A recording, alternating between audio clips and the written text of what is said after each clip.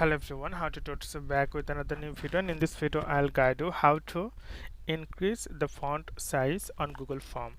So you can see I created a small font, like a small application form.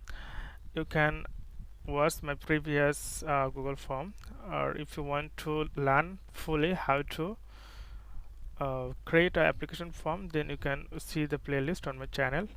So you can see this time if you want to change or if you want to increase or decrease the font size, then you can do it after watching this video.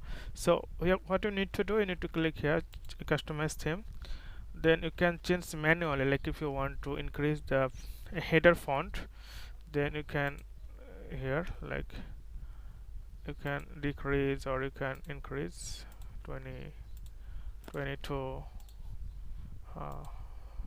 So this way you can increase. If you want to increase the question, then you can increase here.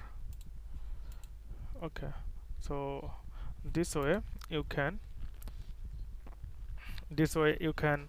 uh, increase the font size, or you can font size through this way. Like if you click here, and then you can make it bold or something like that.